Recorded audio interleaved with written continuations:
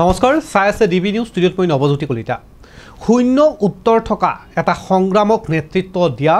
Paresh বৰুৱালৈ DB নিউজৰ মুকলি প্ৰত্যাহ্বান আমি কেইটামান প্ৰশ্ন কৰিব বিচাৰিছো প্ৰজন্মৰ প্ৰতিনিধি হিচাপে পৰেশ বৰুৱালৈ যেহেতুকে তেখেতে শেহতীয়াভাৱে সংবাদ মাধ্যমক দোষাৰোপ কৰি কেইবাটাও প্ৰশ্ন কৰিছে পৰেশ বৰুৱা ডাঙৰীয়ালৈ আমাৰো প্ৰশ্ন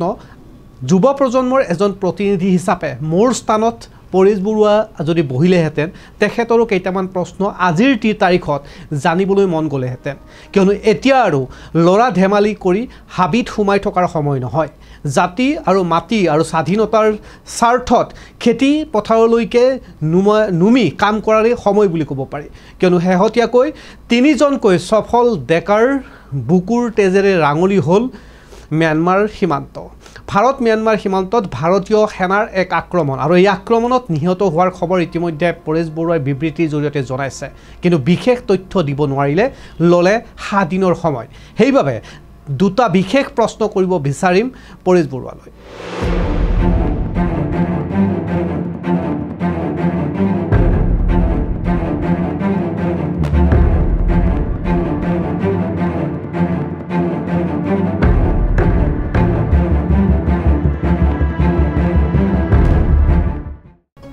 এখন স্বাধীনতাৰ সপোন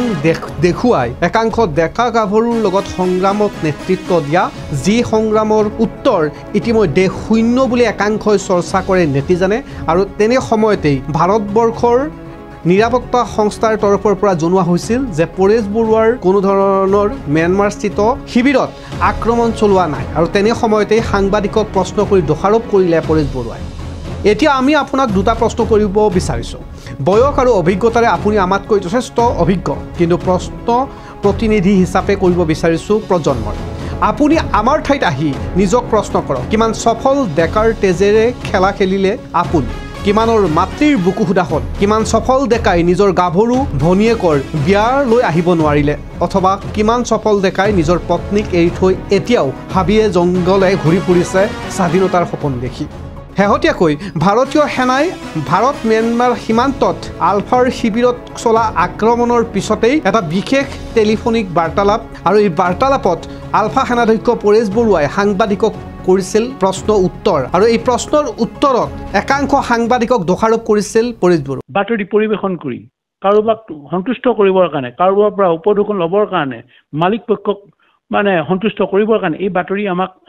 এই সাংবাদিকে আমাক সহানুভূতি নেদেখালো হয় এই কোন সুধিবৰ কাৰণে আমাৰ যিসকল এখিনি মিডিয়া আছে কেৱল মালিক পক্ষকে সন্তুষ্ট কৰিবৰ কাৰণে নিজৰ পকেট ফুলাবৰ কাৰণে এইবিলাক মিডিয়া কাম কৰি থাকে এইবিলাক মানে বাতৰি পৰিৱেশন কৰে এইটো কাৰণে আমি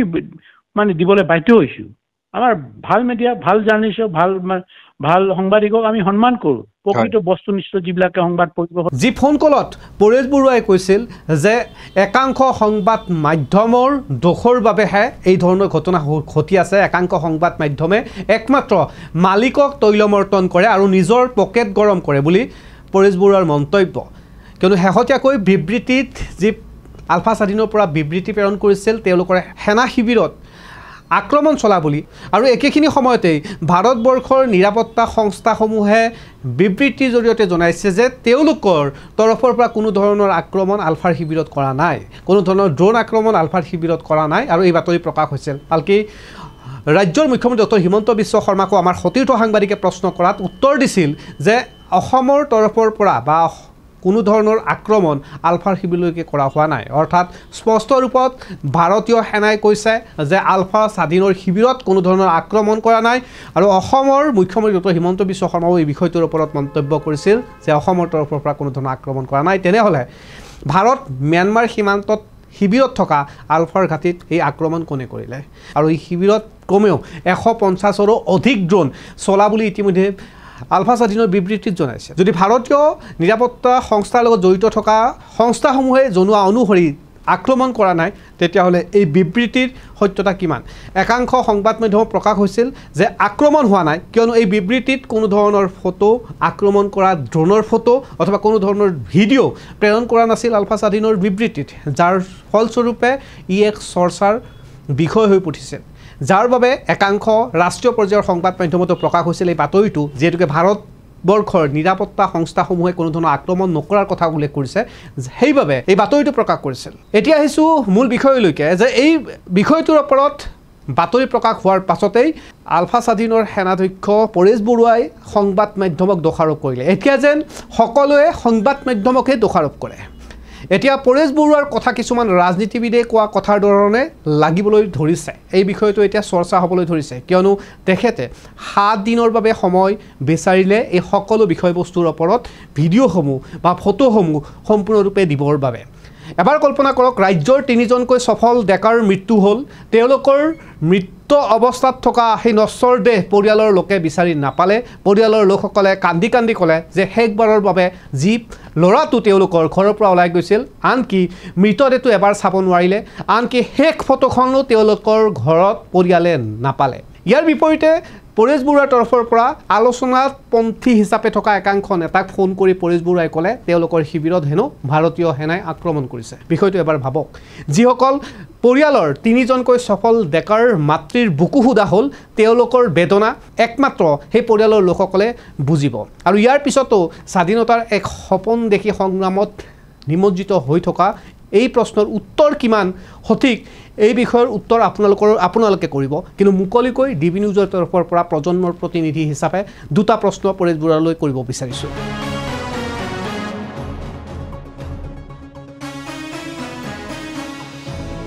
প্ৰথম প্ৰশ্ন 7 দিনৰ সময় কিয় ৰাজনৈতিক নেতাৰ দৰে আপোনাৰ মন্তব্য কিয় আপুনি কোৱা ধৰণেই যদি বিবৃতিত 150ৰো অধিক ড্ৰোনেৰে আক্ৰমণ কৰিছিল বোমা ফুটিছিল তেনেহ'লে সেইসমূহৰ ভিডিঅ' আৰু ফটো দিয়াৰ বাবে 7 দিন সময়সীমা কিয়নো ডিজিটেল যুগৰ কথা আপুনিয়ে ইতিমধ্যে সংবাদ মাধ্যমত এটা বিশেষ ফোন কলত উল্লেখ কৰিছে তৎসত্ত্বেও এই ডিজিটেল যুগত আপুনি 7 দিনৰ সময়সীমা কিয় ল'লে নে ফটো আৰু ভিডিঅ'সমূহ প্ৰস্তুত কৰাৰ বাবে এই 7 দিনৰ সময় এনেধৰণেও এতিয়া একাংশ নেটিজেনে চৰ্চা কৰিছে সামাজিক মাধ্যমত এইবুলিও চৰ্চা হৈছে যে আপোনাৰ নেতৃত্বত যদি ক'ৰবাত কোনো ঠাইত বোমা লগায় তেতিয়া সেই বোমটো সময়মতে ফুটিছে নে নাই এই বিষয়টো আপুনি একাংশ ব্যক্তিক ফোন কৰিহে সোধে গতিকে আমাৰ প্ৰশ্ন 7 দিনৰ সময় কিয় এয়া আছিলে প্ৰথমটো প্ৰশ্ন দ্বিতীয়টো প্ৰশ্ন আপোনাৰ নেতৃত্বত গঠন হোৱা মিডিয়া সেল একেবাৰে দুৰ্বল নেকি সংবাদ মাধ্যমক দোষাৰোপ কৰি আপুনি পঠোৱা বিবৃতি কিয় স্পষ্ট নহয় মিডিয়া সেল শক্তিশালী নহয় নেকি যাৰ বাবে বিবৃতিটোত নাই কোনো ধৰণৰ ফটো আৰু ভিডিঅ' ইতিমধ্যে আপুনি 3টাকৈ বিবৃতি প্ৰেৰণ কৰিছিল আপোনাৰ ম্যানমাৰ শিবিৰত চলা আক্ৰমণৰ বিৰুদ্ধে কিন্তু এই আক্ৰমণৰ ভিডিঅ' আৰু ফটো এতিয়ালৈকে আপোনালোকে প্ৰেৰণ কৰিব নোৱাৰিলে কিন্তু 3খনকৈ বিবৃতি আপোনালোকে প্ৰেৰণ কৰিব পাৰিলে ইয়াৰ উত্তৰো আপোনালোকে দিব লাগিব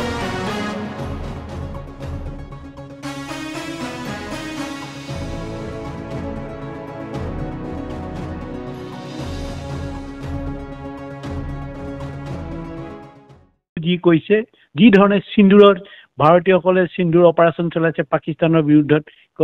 কৰাচী ল'লে ইছলামাবাদ ল'লে আমুক ল'লে লাহোৰ ল'লে তাৰপিছত নিজেই পতিত হ'ল আকৌ অন্য হাতে যিবিলাক ৰাফাইল ধ্বংস হৈছিলে তাৰ ধ্বংসৰ যিবিলাক ৰাফাইলৰ পাৰ্টছবিলাক য'তে ত'তে পৰি আছিল সেইবিলাকো দেখাইছে ইণ্টাৰনেশ্যনেল কমিউনিটি ইণ্টাৰনেশ্যনেল মিডিয়াই ৰিকগনাইজ কৰিছে যে এইটো এটা সত্য ঘটনা আৰু ভাৰতীয় মিডিয়াই কি কৰিছে এইটো অসত্য বুলি কৈছে আজি এইটো চৰিত্ৰ ওলাই পৰিছে তাৰ সেইটো কাৰণে কৈছোঁ এতিয়া আহক আমাৰ মিডিয়া যিবিলাক প্ৰকাশ কৰিছে এই যিটো মিডিয়া ধৰ্ম নহয়তো মিডিয়া ধৰ্ম এটি কোনোবা এটা ক'লে তাক স্ক্ৰিন কৰিবলৈ আহিবলৈকে চাব লাগে আহিলে গম পাব জনগণক সুধিলে ক'বতো যি প্ৰত্যক্ষদৰ্শী আছে সেইটো ক'ব নহয় এইটো নকৰাকৈ একে হুবহুকে কেৱল মাত্ৰ তৈলমৰ্দন কৰিব লাগে মালিক পক্ষ সন্তুষ্ট কৰিব লাগে নিজে এটা সুবিধা ল'ব লাগে এইটো সাংবাদিকতা নকয় প্ৰকৃত সাংবাদিক অসমৰ এটা বিষয় বস্তুটো অসমৰ জনগণৰ কাৰণে অসমৰ হেৰুৱা স্বাধীনৰ কাৰণে সংগ্ৰাম কৰি থকা বিপ্লৱ কৰি থকা এইখিনি সতীৰ্থ হেৰাইছে সিহঁতৰে ভাই ককাই হ'ব সিহঁতৰে কোনোবা সম্বন্ধীয় হ'ব পাৰে ককাই হ'ব পাৰে ভাই হ'ব পাৰে দদাই হ'ব পাৰে তেনেকুৱাবিলাকো তাতে প্ৰতিত হৈছেতো অন্ততঃ এই দৃষ্টিভংগীটো চাই এনেকুৱা ধৰণৰ অসমৰ সংবাদ জগতৰ যিবোৰ আমাৰ সাংবাদিক আছে সেইসকলে এই বাতৰি পৰিৱেশন কৰিব নালাগে মই ভাবোঁ এইটো এটা প্ৰথম কথা এতিয়া ভাৰতীয়সকলে ক'বই ভাৰতীয়সকলে আমাৰ এতিয়া বুজি নাপায় ভাৰতৰ গোটেই আন্তঃৰাষ্ট্ৰীয়ভাৱে একেবাৰে এঘৰীয়া হৈ আছে আজি সিন্ধুৰ অপাৰেশ্যনৰ সময় ভাৰতৰ পক্ষত কিমান আছে কেইখন কাণ্ট্ৰি আছিলে কেইখন কাণ্ট্ৰি ভাৰতৰ লগত আছিলে কোনো নাই এক্সেপ্ট ইজৰাইল আছিলে ইজৰাইলৰ বিৰুদ্ধে আৰু কোনো নাই আমেৰিকাও নাই ভাৰতৰ পক্ষত কিয় নাথাকিল ৰাছিয়াও নাথাকিলে কিয় থকা নাই এই মিছলীয়া লায়াৰ এতিয়া আমাৰ বিৰুদ্ধত আৰু অসমৰ মানুহ ঠগিবলৈ বিচাৰিছে অসমৰ মানুহ ঠগিব বিচাৰিছে নাই আমি কৰা নাই কোনে কৰিলে তেতিয়াহ'লে কোনে কৰিলে প্ৰশ্নটো নাগালেণ্ডৰ মানুহ সুধিলে হয়তো মন জিলা মানুহ সুধিলে ওলাই যায় এইটো এইকণ সুধিবৰ কাৰণে আমাৰ যিসকল এখিনি মিডিয়া আছে কেৱল মালিক পক্ষকে সন্তুষ্ট কৰিবৰ কাৰণে নিজৰ পকেট ফুলাবৰ কাৰণে এইবিলাক মিডিয়া কাম কৰি থাকে এইবিলাক মানে বাতৰি পৰিৱেশন কৰে এইটো কাৰণে আমি মানে দিবলৈ বাধ্য হৈছোঁ আমাৰ ভাল মিডিয়া ভাল জাৰ্নেলিষ্ট ভাল সাংবাদিকক আমি সন্মান কৰোঁ প্ৰকৃত বস্তুনিষ্ঠ যিবিলাকে সংবাদ পৰিৱেশন আমি সদায় হাজাৰটা চেলুট দিম কি এইবিলাকে মিছা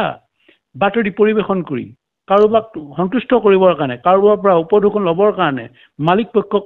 মানে সন্তুষ্ট কৰিবৰ কাৰণে এই বাতৰি আমাক সেই সাংবাদিকে আমাক সহানুভূতি নেদেখালো হয় নালাগে সহানুভূতি আমাক নালাগে জনগণ আছে আমাৰ বিপ্লৱী জনগণ আছে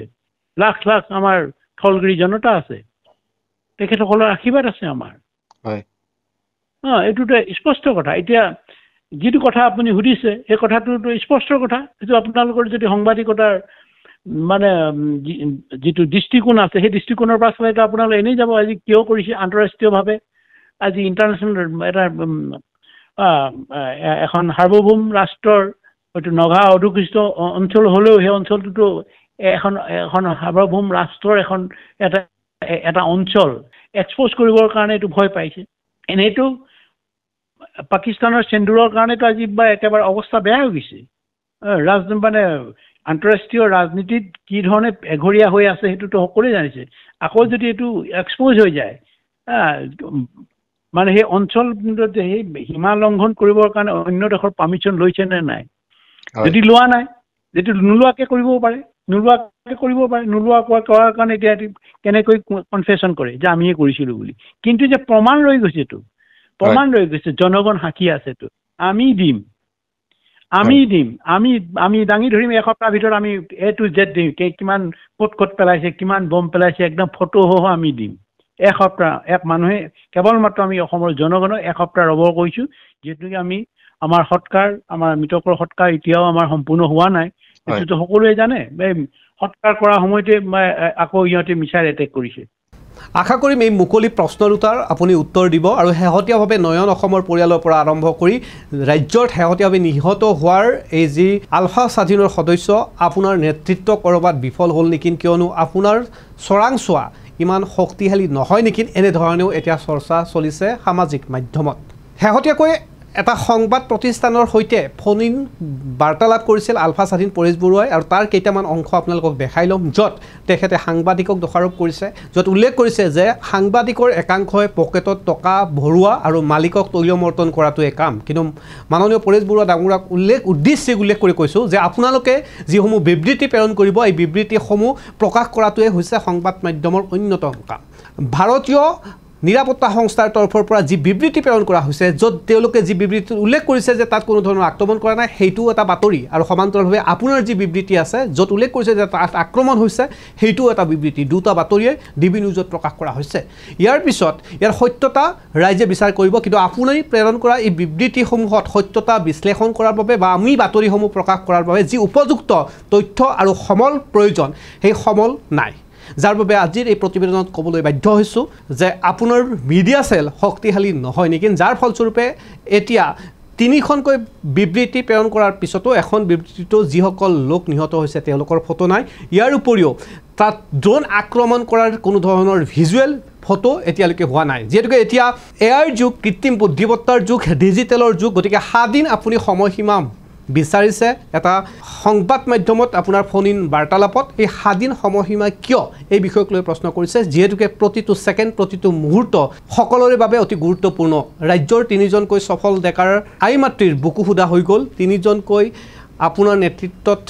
সেই শিবিৰত থকা কেডাৰৰ মৃত্যু হৈছে এই প্ৰতিবেদনৰ জৰিয়তে এটাই আহ্বান জনাবলৈ চেষ্টা কৰিম সততাই ৰাজনীতিবিদৰ পৰা আৰম্ভ কৰি প্ৰতিজন ব্যক্তিয়ে সংবাদ মাধ্যমক যেনে ধৰণে দোষাৰোপ কৰে আপুনি তেনে ধৰণে সহজ অৰ্থত দোষাৰোপ কৰিলে ভাল নালাগিব আৰু এনেধৰণৰ বিবৃতিসমূহ প্ৰেৰণ কৰাৰ সময়ত আপোনালোকে বিবৃতিৰ উপৰিও বিবৃতিত যিসমূহ যুদ্ধজনিত অথবা মৃতকৰ ফটো অথবা যুদ্ধ হ'লে এনেধৰণৰ বোমা বা আক্ৰমণৰ কিছু দৃশ্যাংশ আপোনালোকে ফটো যদি দিব পৰা হয় তেতিয়াহ'লে বিশ্বাসযোগ্যতা আৰু বৃদ্ধি হয় বিদায় লৈছোঁ এই প্ৰতিবেদন সম্পৰ্কত আপোনাৰ কি মন্তব্য মতামত কমেণ্ট আকাৰত জনাব পাৰে এজন প্ৰজন্মৰ প্ৰতিনিধি হিচাপে প্ৰশ্ন কৰিছোঁ পৰেশ বৰুৱালৈ